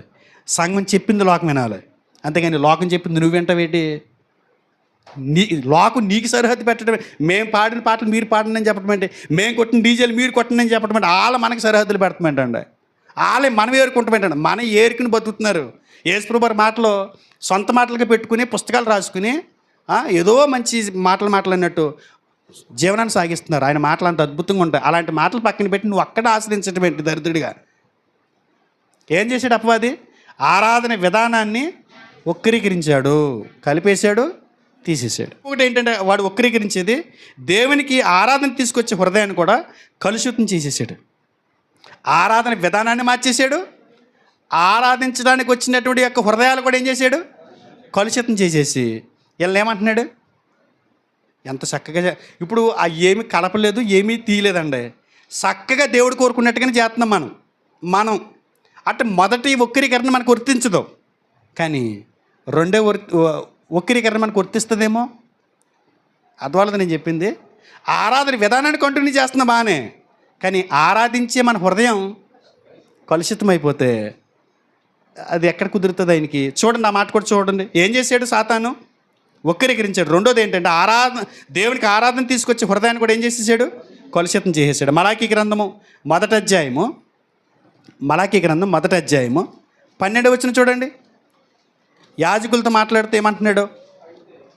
అయితే యెహోవా భోజనపు బల్ల అపవిత్రమనియు దాని మీద ఉంచి ఉన్న భోజనం నీచమనియు మీరు చెప్పుచు దానిని దూషించుతురు. అయ్యో ఎంత ప్రయాసమని చెప్పి ఆ బల్లను తృణీకరించుచున్నారని ఆయన సెలవిచ్చుచున్నాడు. ఇదే సైన్యములకు అధిపతి యెహోవా వాక్కు. మరియు దోచబడిన దానిని, కుంటి దానిని, తెగులు దానిని మీరు తెచ్చుచున్నారు. ఇలాగునే మీరు నైవేద్యములు చేయుచున్నారు. మీ చేత నేనిట్టి దానిని అంగీకరింతునా అని యెహోవా అడుగుచున్నాడు. ఏం పట్టుకొచ్చేస్తున్నారంట? కుంటి దానిని, తెగులున్న దానిని, దోచబడిన దాన్ని. అంటే దోచుకున్నది ఎత్తుకొచ్చేసింది అనమాట. నేను 1000 ఎత్తుకొచ్చాను, నీకు 500, నాకు 500. ఇంతకీ 1000 ఆడిది కాదు. నేను 1000 ఎత్తుకొచ్చాను, 500 నీకు, 500 నాకు. అంటే ఇప్పుడు హృదయం ఏమైపోయింది? కలుషితమైపోయింది. కలుషితమైనటువంటి ఆరాధన, ఈ హృదయంతో ఆరాధనలో 5 భాగాలు. 1 పాటలు, 2 ప్రార్థన, 3 బోధ, 4 కానుకలు, 5 ప్రభు బల్ల కదా. ఈ కానుకల్లో దోచుకొచ్చింది ఎత్తో ఏసో, అదేమవుతుంది? హృదయం కలుషితం అయిపోయింది. అందుగురించే యెషయా ప్రవక్త మాట్లాడేది చూడండి. యెషయా గ్రంథం 29వ అధ్యాయము, 13వ వచనం చూడండి. 13వ వచనం, 29:13. ప్రభువు ఇలాగ సెలవిచ్చుచున్నాడు. ఈ ప్రజలు నోటి మాటతో నా యొద్దకు వచ్చుచున్నారు, పెదవులతో నన్ను గనపరుచుచున్నారు, కానీ తమ హృదయమును నాకు దూరం చేసుకుని ఉన్నారు. వారి నా ఎడలు చూపు భయభక్తులు మానవ విధులను బట్టి వారు నేర్చుకొనినవి. దేని బట్టి నేర్చుకున్నాయి? పెదవులతో కనపరుస్తున్నారు దేవుణ్ణి, కానీ హృదయం ఏమైపోయింది? ఆయనకి దూరంగా ఉందంట. మనుషులు ప్రజెంట్, హృదయం ఆబ్సెంట్. మనుషులు వచ్చి కూర్చున్నారు అంతే. మీ హృదయం ఎక్కడుంది? చెప్పాలా? హృదయం ఎక్కడ? అక్కడ తిరుగుతుంది. ఎక్కడ? వ్యాపారం చుట్టూ, ఉద్యోగం చుట్టూ, పనుల చుట్టూ, అక్కడక్కడ అలా రౌండ్ వేస్తుంది. ఎప్పుడు వదిలేస్తాడా వెళ్ళిపోదాం అన్నట్టుగా మనుషులు ఇక్కడ ఉన్నారు అంతే. హృదయం మాత్రం ఎక్కడుంది? ఎక్కడో ఉంది. ఎక్కడో తన చుట్టూ తిరుగుతుంది. మనుషులు ఇక్కడ ఉన్నాం. అలాంటి హృదయంతో దేవుని ఆరాధిస్తే దేవుడు అంగీకరిస్తాడా? ఇదే మాటని యేసుప్రభు ఉటంకిస్తూ కొత్త నిబంధనలో మీరు మనుషుల పద్ధతుల ప్రకారం చేసేసి నన్ను వ్యర్థంగా ఆరాధిస్తున్నారని దేవుడు బాధపడుతున్నాడని చెప్పాడు ఆయన. అంటే తల్లిదండ్రులు ప్రేమించకుండా, తోటి వారిని ప్రేమించకుండా, వ్యర్థమైనటువంటి మాటలు మాట్లాడుతూ, చిన్న పెద్ద లేకుండా మాట్లాడుతూ, పరిపూర్ణమైనటువంటి ప్రేమ లేకుండా, పరిపూర్ణమైన ప్రేమ అంటే పూర్తి ప్రేమలే, కనీసం చిన్న ప్రేమ కూడా లేకుండా నువ్వు భక్తి చేస్తే ఏంటి? నువ్వు ఆరాధన చేస్తే ఏంటి? నీ దగ్గర ప్రేమ ఏది? గుక్కడు మంచినీళ్ళు ఇస్తే 100 మందికి చెబుతావు, గుప్పుడు అన్నం పెడితే 1,00,000 మందికి చెబుతావు. నీ దగ్గర ప్రేమ ఏది? నువ్వు చేసే ఆరాధన దేవుడు అంగీకరించడు. అది దేవుడు ఖండిస్తున్నాడు, మనల్ని పూర్తిగా ఖండిస్తున్నాడు. తల్లిదండ్రులకు ముద్దట్టో ఆరాధన చేస్తాం, అన్నదమ్ములు ప్రేమించో ఆరాధన చేస్తాం. భయంకరంగా నీ హృదయం ఎక్కడెక్కడో తిరుగుతూ ఉంటుంది. కలుషితమైపోయినటువంటి హృదయం, దాంట్లో ఆరాధన చేస్తానంటాం. ఇప్పుడు అది కరెక్ట్, అది మనం చేయట్లేదు. ఏది? ఆరాధన విధానాన్ని మనం చెడగొట్టుకోలేదు, బాగానే ఉంది. కానీ ఆరాధనలో ఆరాధించే హృదయం కలుషితమైపోయింది. నీ ఆరాధన దేవునికి అంగీకారం కాదు, దేవుడు అంగీకరించడంటే. అది నువ్వు అనుకుంటున్నావు అంతే, నీ ఆరాధన దేవుడికి వెళ్ళిపోతుందని. ప్రేమ లేని ఆరాధన ఎందుకండి? ప్రేమ లేని ఆరాధన ఎందుకు చెప్పండి? తోటి సహోదరుల పట్ల ప్రేమ లేని ఆరాధన మనకి ఎందుకండి? ఏం చెప్తున్నాడు దేవుడు? సాతాను నేను నిజమైన ఆరాధన కోరుకుంటే ఆ ఆరాధనని వక్రీకరించాడు. ఒకసారి గమనించండి అని మనల్ని ఏం చేస్తున్నాడు ఆయన? హెచ్చరిస్తున్నాడు. మత్తయి సువార్త 15:7-9 వరకు రాసుకుని ఇంటికి వెళ్ళిన తర్వాత చదవండి. ఇదే విషయాన్ని యెషయా గారు చెప్పిన విషయాన్నే యేసుప్రభు వారు ఏం చేశారు అక్కడ మాట్లాడుతున్నారు. ఆరాధన ఎప్పుడు కూడా సాధారణమైనదిగా మారకూడదు. అంటే బుద్ధిహీనమైనటువంటి పనులు, బుద్ధిహీనమైనటువంటి కార్యాలు సంఘంలో చేసి మన ఆరాధన చేస్తున్నాం అనుకుంటే మాత్రం అదేమవుతుంది? అది అంగీకారం కాదు. దేవుడు దాన్ని పవిత్రంగా గుర్తించటం. ఆరాధన ఏమండి? ఆరాధన ఎలా చేయాలి? ఎలాంటి ఆరాధన దేవుడు మన నుంచి కోరుకుంటున్నాడు? ఎలాంటి ఆరాధన దేవుడు అంగీకరిస్తాడు అని చెప్పడానికి మనం ఒక ఆదర్శవంతమైనటువంటి ఆరాధన బైబిల్లో జరిగింది దాన్ని తీసుకుని అసలు ఏది దేవుడు కోరే ఆరాధన, ఎలా ఉంటే అది అంగీకరించబడుతుంది, ఎలా మన నుంచి ఆరాధన దేవుడు కోరుకుంటున్నాడు అనే దానికి పాఠాలు నేర్పిస్తుందండి. ఇందాక మనం చదివాం కదా, నెహెమ్యా గ్రంథము 8వ అధ్యాయము 1-12. సర్వసాధారణం కాకుండా మన ఆరాధనని ఎప్పుడు నివారించవచ్చు అంటే దీని ప్రకారం మనం చేసినప్పుడు ఖచ్చితంగా దాన్ని నివారించవచ్చు. ఇప్పుడు మనం చదివిన వచనం ఏది? నెహెమ్యా గ్రంథం 8వ అధ్యాయం 1-12. ఇప్పుడు ప్రజెంటు దేవుని ఆరాధించే ఈ స్థలాలు ఎలా మారిపోయినాయి? సర్వసాధారణంగా మారిపోయినాయి. అసలు సీరియస్గా లేదు. చాలా సింపుల్గా, చాలా ఏదో మనం కోరుకున్నట్టుగా ఆ స్థలాన్ని మార్చేసుకుని ఆరాధిస్తున్నాం అనుకుంటున్నాం. కానీ మనం ఏం చేయాలో తెలుసా? మన స్థానిక సంఘం గుర్తించాల్సింది సర్వసాధారణంగా మారిపోయినటువంటి ఈ ఆరాధన క్రమం ఎలా మారాలో తెలుసా? నిజమైన ఆరాధనగా, దేవుడు కోరుకున్న ఆరాధనగా మారాలి. అలా మారాలేనంటే బైబిల్ దేవుడు ఎగ్జాంపుల్ ఇస్తాడు, ఒక ఉదాహరణగా చూపిస్తాడు. దాన్ని మనం పాటించామనుకోండి, ఒక మాదిరికరమైనటువంటి ఆరాధన క్రమాన్ని ఇస్తాడు, దాన్ని మనం ఫాలో అయ్యామనుకోండి, ఖచ్చితంగా మన ఆరాధన ఏమవుతుంది? అంగీకరించబడుతుంది. అర్థమవుతుందా? కంగారు పడుతున్నారా? అంటే మీకు కొంతమందికి అండి మొదట్లో ఫోన్లు 500 MB అంటే అసలు మామూలు ఇంటర్నల్ మెమొరీ 500 అంటే చాలా ఎక్కువ అనమాట. అప్పటికి చిన్న మన మీరు వాడేవారు కదండి చిన్నదట, పెద్దది కొనుక్కోండి ఫోన్ అంటున్నాం. అందుకే అందులో ఏమి ఎక్కి కాదు, రెండు రింగ్ టోన్లు ఎక్కేటప్పటికి ఈ ఫోన్ నెంబర్లు ఎక్కించుకుంటే కూడా స్పేస్ ఉండేది కాదు, ఇంకేం ఆగిపోయేది, ఇలా హ్యాంగ్ అవుతున్నట్టుగా. ఆ కాలంలో 500 MB చాలా ఎక్కువ. ఇప్పుడు 128 చాలా తక్కువ. GB 128 GB 128 GB చాలా చిన్నది కదా. కానీ ఇప్పుడు కాలాన్ని బట్టి జీబీ పెరుగుతూ వచ్చింది, కానీ భక్తుల జీవితాల్లో కాలాన్ని బట్టి తగ్గుతూ వస్తుంది. ఫస్ట్లో గంటలు వినేవారు వాక్యం మన పితరులు. ఇక్కడ నెహెమ్యా గ్రంథం మీరు చూడండి, 2 రోజులు నిలబడినారంట. ఓర్ని వర్షం గుర్తుంది, ఇంటికి వెళ్ళి చదవండి. ఓర్ని వర్షంలో వాక్యం విన్నారంట అండి. నెహెమ్యా గారు ఎజ్రా గారు చెప్తుంటే ఓర్ని వర్షం పడుతుంటే 2 రోజులు అలా నిలబడి. స్టార్టింగ్లో 250 GB ఉండేది, 252. ఇప్పుడు ఎంతకు వచ్చింది? ఇప్పుడు 500 MB. 500 MB అంటే ఎంత తెలుసా? గంట. కానీ గంటకి మీరు 45 నిమిషాలు అయ్యేటికి ఏమవుతున్నారు? చూస్తున్నారు అలాగా. ఓయ్ నన్న చూస్తున్నారు, 2 గుడ్లు మన వైపు పెట్టారు, చాలా శ్రద్ధగా అంటున్నారు అనుకుంటున్నాం. అవడని కళ్ళకి రెప్పలకి చూస్తున్నట్టుగా రంగు వేసుకున్నాడంట. చూస్తున్నాడు అనుకున్నాను నేను. ఇంతకీ ఆ పక్కోడు ఎలా కూటుందంటే పైకి లేచిన ఈ రెప్పలో, అంటే గుడ్డు కలర్ వేసుకున్నారనమాట. అలా కలర్ వేసుకుని ఎంటున్నట్టుగా యాక్ట్ చేస్తున్నారు. అది కాదు కదా. నువ్వు ఆరాధన చేయడానికి, నన్ను ఆరాధించడానికి నువ్వు రాలేదు, కాపర్ని ఆరాధించడానికి రాలేదు, పక్క విశ్వాసాన్ని ఆరాధించడానికి రాలేదు. నువ్వు ఆరాధించే వ్యక్తి ఎవరనుకుంటున్నారు? సృష్టికర్త, అంతరంగాలు ఎరిగినవాడు, ఆయనకి మరుగైంది ఏది లేదు. నువ్వు ఎలా ఆరాధిస్తున్నావు ఆయనకి తెలీదా? తెలుసు కదా. మరి ఎందుకు నటించడం? అంటే 2 గంటలు కేటాయించుకుని వచ్చినప్పుడు ఏం చేస్తామండి?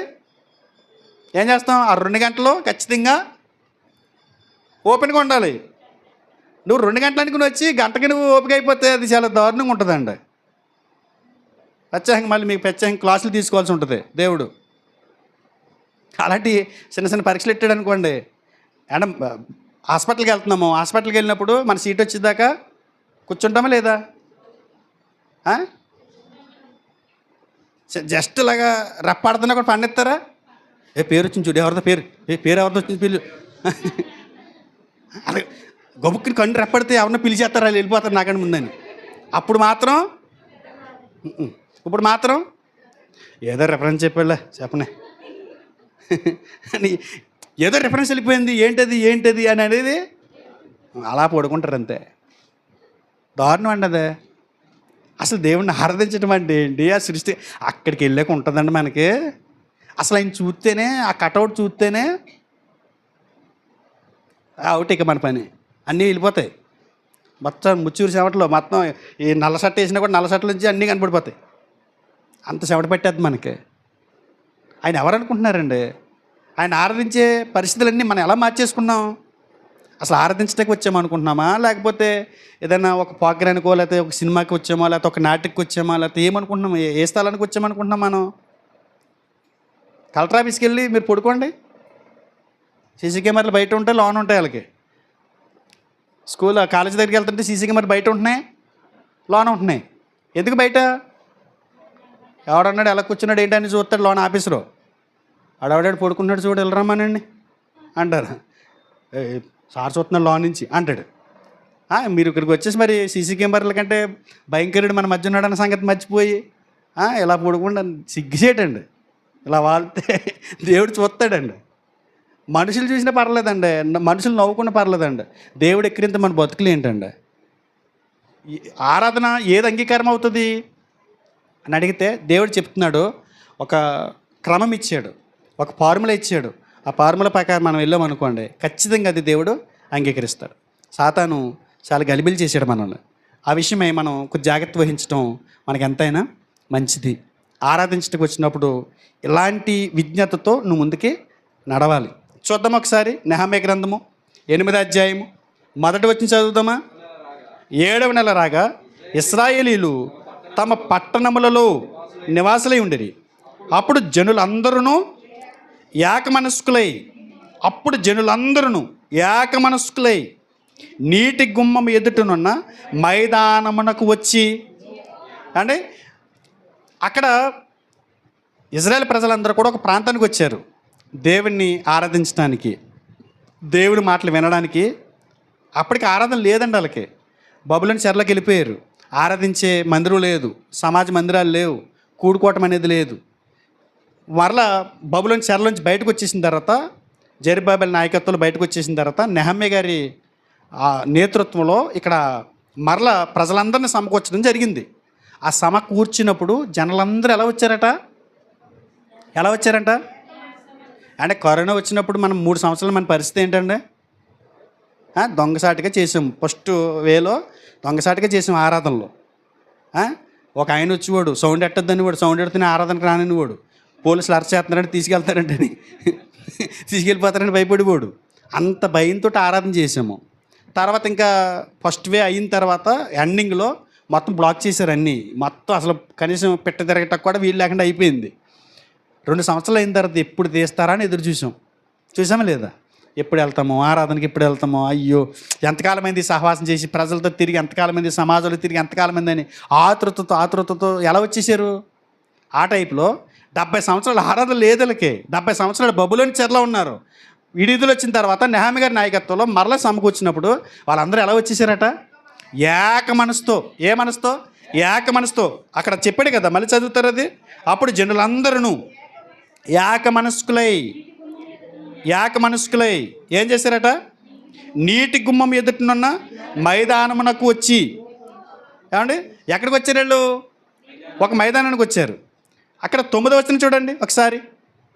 9వ వచనం, జనులందరూ ధర్మశాస్త్ర గ్రంథపు మాటలు విని ఏడవ మొదలు పెట్టగా అధికారి అయిన నెహమ్యాయు, యాజకుడును, శాస్త్రీయునగు యజ్రాయును జనులకు బోధించి, లేవీలను మీరు దుఃఖపడవద్దు, ఏడవద్దు. ఈ దినము చూడండి, ఇది హైలైట్ చేద్దాం.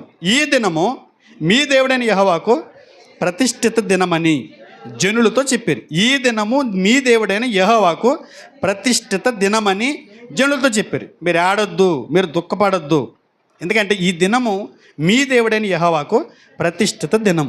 మీ దేవుడైన యెహోవాకు ప్రతిష్ఠిత దినం. ఈ దినం ఎవరిది? వాళ్ళు ఎజ్రా నెహెమ్యా చెప్పేది దేవుని దినం. మీరు ఇక్కడ కూడొచ్చారు కదా, ఈ కూడి వచ్చినప్పుడు ఈరోజు దేవుని మహిమపరుస్తున్నారు, దేవుని మాటలు వింటున్నారు, పాటల ద్వారా కీర్తిస్తున్నారు. ఈ దినం ఎవరిది? దేవునిది. ప్రభు దినమని, ప్రభువుకి ప్రతిష్ఠించిన దినమని, పవిత్ర దినమని అని చెప్తున్నాడు కదా. అంటే వాళ్ళకి 7వ రోజు శనివారం. వాళ్ళు ఎప్పుడు కూడుకునేవారు? శనివారం కూడుకునేవారు కదా. లేవికాండం 23వ అధ్యాయము. ఇది ఎప్పుడు జరిగిందండి? ఇది మొదటి వచ్చిన చూడండి, 7వ నెల 7వ రోజు. ఇది వాళ్ళు కూడుకున్నది ఎప్పుడు అనుకుంటున్నారు? 7వ నెల 7వ రోజు. 7వ నెల 7వ రోజు. 7వ రోజు ఏంటిది లెక్క? శనివారం వస్తుంది కదా. వారంలో 7వ రోజు ఏది? శనివారమే కదా, విశ్రాంతి దినం వాళ్ళకి. ఒకసారి లేవికాండంలోకి వెళ్దాము. లేవికాండము 23వ అధ్యాయము 23 వచ్చిన చూడండి. 23వ అధ్యాయం 23 వచ్చిన చూడండి. మరి యెహోవా మోషేకి ఇలాగ సెలవిచ్చాను, నీవు ఇశ్రాయేలుతో ఇట్లనుము, 7వ నెలలో మొదటి దినము మీకు విశ్రాంతి దినము. అందులో జ్ఞాపకార్థ శృంగధ్వని వినినప్పుడు మీరు పరిశుద్ధ సంఘముగా కూడవలెను. అందులో మీరు జీవనోపాధి అయిన ఏ పనియు చేయుట మాని యెహోవాకు హోమము చేయవలెను. ఇది నెల మొదటి దినం. ఇవాళ మనకి ఇదే మొదటి తారీఖు శనివారం రాకూడదా? నెల మొదటి దినం శనివారం రాకూడదా? అంటే మరి ఇక్కడ 7వ దినం అన్నారు, ఇక్కడ మొదటి దినం అన్నారు, కన్ఫ్యూజ్ అవుతారని చెప్తున్నాను. 7వ నెలలో మొదటి దినం అలా మారచ్చు, కానీ వాళ్ళు ఆరాధించేది ఎప్పుడు? శనివారం. అంటే బోరల పండుగ, దాన్ని ఏమంటారంటే బోరల పండుగ అంటారు. దేవుని జ్ఞాపకం చేసుకోవడానికి, వాళ్ళు పనిని ఆపడానికి, దేవునికి అర్పణ అర్పించడానికి దేవుడు వాళ్ళని పిలుస్తున్నటువంటి దినం. ఇది యెహోవాకు ప్రతిష్ఠిత దినం. అంటే దేవునికి పవిత్ర దినంగా పాత నిబంధనలో వాళ్ళు చేశారు. ఇప్పుడు మనం నెహెమ్యా గ్రంథం 8వ అధ్యాయం 9 వచనాల్లో వాళ్ళు ఎప్పుడు కూడుకున్నారు? విశ్రాంతి దినాన్ని కూడుకున్నారు. అంటే వాళ్ళకి దేవుడు ప్రతిష్ఠించినటువంటి దినం ఒకటి ఉంది కదా, ఆ దినము దేవుడికి మాత్రమే సమర్పించాలి. ఆ దినములు ఏమీ పని చేయకూడదు. కనీసం దానికి సంబంధించి మనకి యూట్యూబ్లో ఉంది, విశ్రాంతి దినాన్ని ఏ పని చేయకూడదు అన్నది, అది ఎవరికి ఇచ్చాడు అన్నది. విశ్రాంతి దినాన్ని దుప్పటి కూడా దులుపకూడదు, పొయ్యి వెలిగించకూడదు, అగ్గు పుల్ల కూడా గీయకూడదు, 2000 పర్లాగులు అంటే 1.5 కిలోమీటర్ కంటే ఎక్కువ నడకూడదు. విశ్రాంతి దినాన్ని వాళ్ళకి దేవుడిచ్చిన ఆజ్ఞలు అవన్నీ చేయడానికి అక్కడికి పిలిచాడు. అయితే ఇప్పుడు విషయం ఏంటంటే, మనం ఇవాళ కూడుకోవడానికి వచ్చాం కదా. 7వ దినం ఎప్పటికి మార్చబడింది? ఆదివారానికి మార్చబడింది. చూద్దాం, దాని గురించి చూద్దాం. మనం కూడుకున్న ఈ దినము ఏ దినము? ప్రభు దినం. ఒకసారి ప్రకటన 1వ అధ్యాయం చూడండి. ప్రకటన 1వ అధ్యాయం 10వ వచనం. ప్రభు దినమందు ఆత్మవసురుడనై ఉండగా. అంతేనా? ఏ దినమందు? ప్రభు దినం అంటే రెండో రాకడ కాదు ఇక్కడ మాట్లాడింది యోహాను గారు మాట్లాడింది ప్రభు దినం అని అంటే ఆదివారం. అంటే వారంలో మొదటి దినం, శనివారం తర్వాత వచ్చే దినం 8. 7 తర్వాత ఏమొస్తుంది? 8 కదా. సోమవారం 1 అయితే, ఆదివారం 1 అయితే మరలా ఆదివారం ఏమవుతుంది? 8 అవుతుంది. లైన్గా మీరు లెక్క పెట్టుకుంటూ వెళ్ళిపోతే 8 వారంలో మొదటి దినం అవుతుంది. ఓకే, జాగ్రత్తగా చూడండి. ప్రభు దినం అని పిలువబడింది కదా. పాత నిబంధనలో 7వ రోజు యెహోవాకు ప్రతిష్ఠిత దినం అని చెప్పాడు కదా. కొత్త నిబంధనకు వచ్చేటప్పటికి దాన్ని ఏం మార్చాడు తెలుసా? ప్రభు దినముగా మార్చాడు. దినము మార్చాడు, పేరు మార్చాడు. 7 నుంచి ఎక్కడికి వచ్చింది? అంటే ఇప్పుడు మనం కూడుకున్న దినము ఎవరి దినము? ప్రభు దినం. అంటే నేను ఏమంటున్నానంటే, ప్రభు దినము అనే దానికి ఒక క్లియర్గా నేను ప్రభు దినము అనేది ఇక్కడ రాశారు కదండి తెలుగులో. ప్రభు దినం అంటే ఇది నాది, ఇది పాస్టర్ గారిది, అంటే ఇది నాది. ఇది ప్రభు దినం అంటే మరి అది చెప్పడానికి నాన్న దెబ్బలు పడుతున్నారు. ప్రభు దినం అంటే అది ఆయనది. ప్రభు దినం అంటే ప్రభుదని, అంటే ఆయన కేటాయించబడినటువంటి దినమని. క్రైస్తవులు వారు రాజుని గుర్తు చేసుకోవటానికి, గౌరవించడానికి ఆ దినమను కూడుకొనిరి అని చెప్పటం కొరకు ప్రభు దినమని పిలిచేవారంట అపోస్తులు. ఎక్కడనో కొరింథీయులకు రాసిన రెండో పత్రిక 11:20లో ప్రభు దినమని కనపడుతుంది. ప్రభు దినమని 2 చోట్ల కనపడుతుంది. అపోస్తులు అలా ఎందుకు పిలిచారని అంటే యేసుప్రభు వారిని గుర్తు చేసుకోవడానికి, ఆయన గౌరవించడానికి, ఆయన్ని కీర్తించడానికి ఆయనకి కేటాయించబడినటువంటి దినాన్ని ప్రభు దినం అంటారు. అది ఏ రోజు? ఆదివారం. ఇది ఎవరి దినము? అంటే అన్ని వదిలేసి ఎక్కడికి వచ్చాం? మన రాజుని గుర్తు చేసుకోవడానికి, మన రాజుని కీర్తించడానికి, మనకి రాజుని గౌరవించడం అంటే ఆయన సమయాన్ని ఆయనకి ఇవ్వటం. ఇక్కడ కూడొచ్చున్నాం మనం. అంటే యేసుక్రీస్తు వారికి పునరుద్ధాన జయాన్ని తెలపడానికి అపోస్తులు ఎక్కువగా ప్రభు దినమని పలికేవారు. ఆయన పునరుద్ధానుడయ్యాడు, ఆ రోజు మరణాన్ని జయించాడు, ఆయన జయం పొందాడు అని చెప్పడానికి 8వ రోజు అంటే ఆదివారాన్ని అలా చెప్పేవారు. అంటే మనం ఎక్కడ కూడుకున్నాం? ఇప్పుడు సంఘంలో కూడుకున్నాం. ఏ రోజు కూడుకున్నాం? ఆదివారం కూడుకున్నాం. ఈ ఆదివారం ఎవరిది? ప్రభుదే కదా. అంటే ప్రభుకి పవిత్ర దినం అని అన్నప్పుడు మనం ఆయన గౌరవించడానికి ఇక్కడ కూడుకున్నాం అనేది గుర్తుపెట్టుకోవాలి. ఆరాధన క్రమాన్ని చెప్తున్నాను మీకు. వాళ్ళు ఎప్పుడు కూడుకున్నారు? శనివారం కూడుకున్నారు. ఆ శనివారం దానిలో ఇప్పుడు ఏమైంది? కొత్త మందికి వచ్చేసరికి ఆదివారానికి వచ్చింది. కొంతమంది యాశ్వ మెస్సి వాళ్ళు, యెహోవా సాక్షులు ఏమంటారంటే శనివారమే దేవుని ఆరాధించాలని చెప్తారు. అసలు అపోస్తులు కూడా శనివారం ఆరాధించారు, ఆదివారం కాదు. కాన్స్టంటైన్ చక్రవర్తి వచ్చిన తర్వాత 321లో శనివారం ఆదివారానికి మార్చేసాడని ఒక లేనిపోని చరిత్రను చెప్తారు వాళ్ళు. వాస్తవానికి కాన్స్టంటైన్ చక్రవర్తి చేసింది ఆదివారం ఆరాధించాలా, శనివారం ఆరాధించాలా అనేటువంటి సభ జరగలేదు అక్కడ. గుడ్ ఫ్రైడే గురించి, ఈస్టర్ గురించి, త్రిత్వం గురించి సభ జరిగింది. ఆ సభలో వాటిని తీర్మానించేసిన తర్వాత ఆయన ఏం చేశాడంటే కాన్స్టంటైన్ ఆదివారం ఆరాధన చేయడానికి కూడుకుంటున్నాం కాబట్టి ఆదివారాన్ని సెలవు దినంగా ప్రకటించాడు అంతే. శనివారం ఆదివారానికి మార్చలా. ఆదివారం ఆరాధించేవారు, ఆదివారం అపోస్తులు కూడుకునేవారు, ఆదివారం ఆది సంఘం కూడుకుంది, దాన్ని సెలవు దినంగా ప్రకటించారు. ఆ రోజు సెలవు ఇవ్వండి. ప్రపంచవ్యాప్తంగా ఆదివారం షాపులు తీయడానికి, ఉద్యోగాలు తీయడానికి ఏమి ఉండదు అని చెప్పేసి సెలవు దినం ప్రకటించాడు తప్ప శనివారం ఆదివారానికి మార్చలా. మనం కూడుకునే దినం ఎవరిది?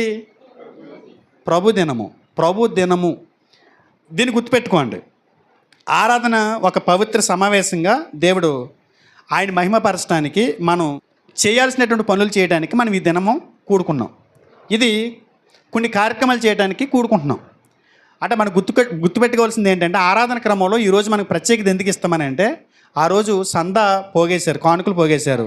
రెండోది ఆ రోజు ప్రభు రొట్టె విరవటానికి కూడుకున్నారు. ఇంకొకటి ఏంటంటే ఈ రోజుకు ఉన్నటువంటి ప్రత్యేకత ఏంటి చెప్తాను మీకు. యెహెజ్కేలు గ్రంథము 40 అధ్యాయము. యెహెజ్కేలు గ్రంథం 40. అమ్మ బైబిల్ తీయండి, అమ్మా బైబిల్ తీయండి. యెహెజ్కేలు గ్రంథం 40 అధ్యాయము 26 వచనం చూడండి. 26 వచనం. ఎక్కుటకు 7 మెట్లును ఎదురుగా కనబడు మధ్య గోడలు ఉండేను, మరియు దాని స్తంభములో ఇరు ప్రక్కలను ఖర్జూరపు చెట్లను పోలిన అలంకారం ఉండేను. అంటే మందిరంలోకి ప్రవేశించడానికి ఎన్ని మెట్లు ఉన్నాయి? 7 మెట్లు.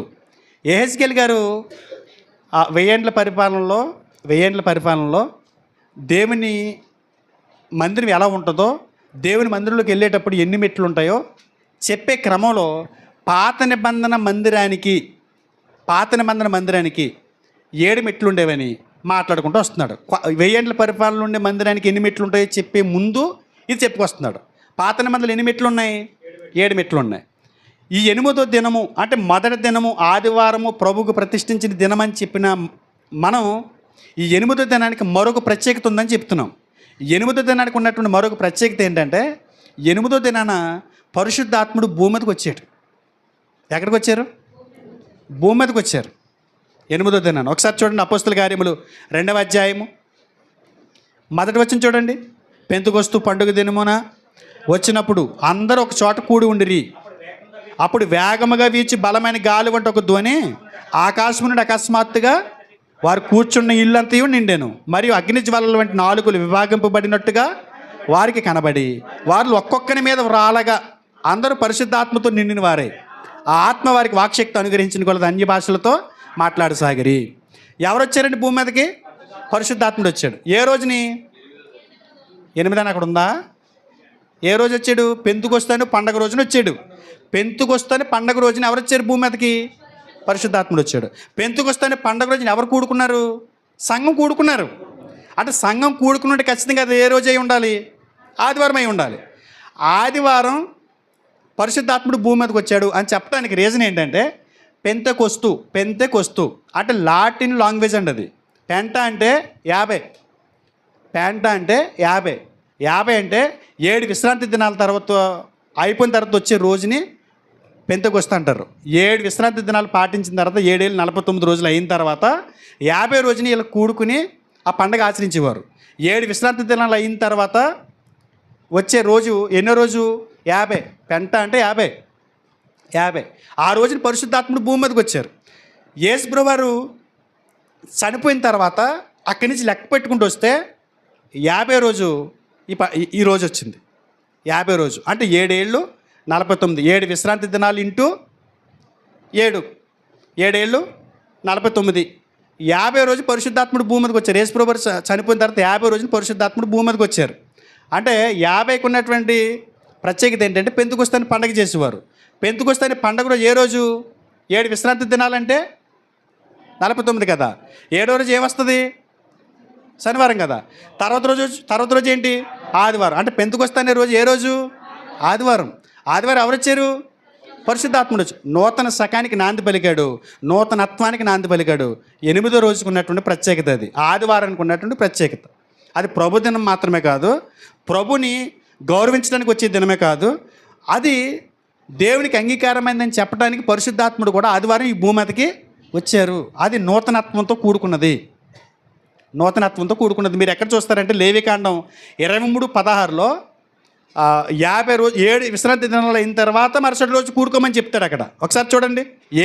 7వ విశ్రాంతి దినపు మరుదినమునకు మీరు 50 దినములు లెక్కించి యెహోవాకు క్రొత్త ఫలముతో నైవేద్యములు అర్పింపవలెను.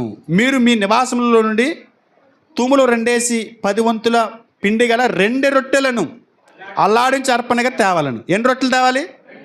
2 రొట్టెలు. 2 రొట్టెలు ఎవరో తెలుసండి? పెంతెకొస్తు పండగ రోజుని సంఘంలోనికి 2 ప్రవేశించారు. ఎవరో తెలుసా?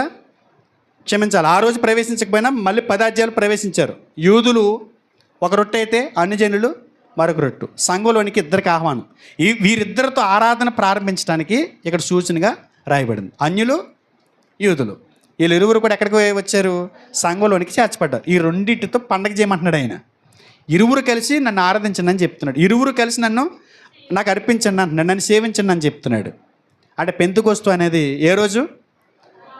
అపొస్తలుల కార్యాలు 2వ అధ్యాయంలోది ఆదివారం. పరిశుద్ధాత్ముడు అనుమతి కూడా ఆ రోజు ఉంది. అంటే ఆదివారం మనం కూడుకుంటున్నామని అంటే ఇది ఎవరి దినం? ఇది ప్రభు దినం.